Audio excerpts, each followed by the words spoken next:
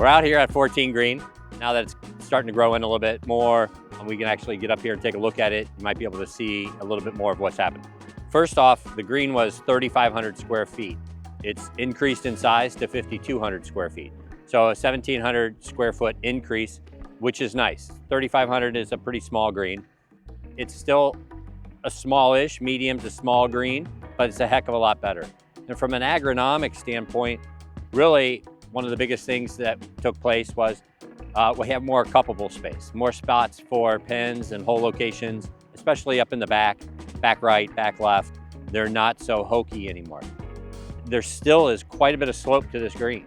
We started off before 06 at almost 9% slope, and we're down to about, before this year's renovation, we were closer to 5 or 6%. Now we're at 4 or 5% in some of the steepest spots.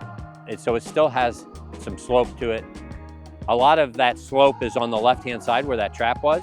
I did bring a volleyball so you can see some of the slope, maybe not as indicative of what it would be like for putting, but even since I'm talking about the front left and how steep it is, you know, from down below here, you can run this up. And if you don't get it quite far enough, it's going to come right back at you. So there still is quite a bit of speed on that downhill shot. There's still a really nice front right location. Middle is so much bigger and so much more wide, so we have a nice locations to it. What I really like is this moving up to the back right. It's so much more subtle. I mean, you're still 2.5% up in there in the back right and in the back left, which is still pretty steep. We've tried a couple of different balls to try to see what works best, and now we'll try the paddle ball since it's paddle ball season. Oh yeah, it's a little bit better. That's more indicative of what a golf ball would do. Kind of settles on in there, stays up there, doesn't fly down all the way into this little pocket right in here on the left-hand side, which is real nice. It's fair. It's a fair hole location. However, if you've got a front one, you got to putt that downhill, that's going to be a little more slippery.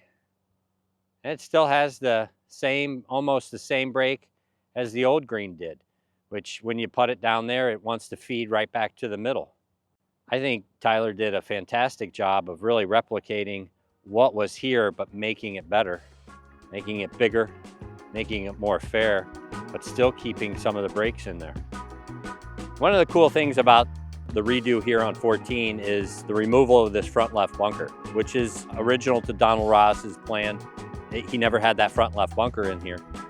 The green really slopes off where that used to be. So I think some people's, the way they played this hole was, it'd be okay if you were short left because you don't want to be long on this hole. You still don't want to be long on this hole. But now, with this bunker being gone and the slope being here, that's really not the plan of attack here. You really want to be diving into that middle of that green and get the ball to hold up in there. You can't really leave it short. If you do leave it short, you have a different options now. You got to bump and run it. You got to get it up over this little slope right here.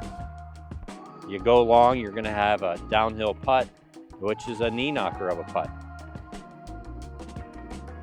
Yeah, that'll run right off the green. Yeah, that's a bad putt. But it shows you what we've really got here.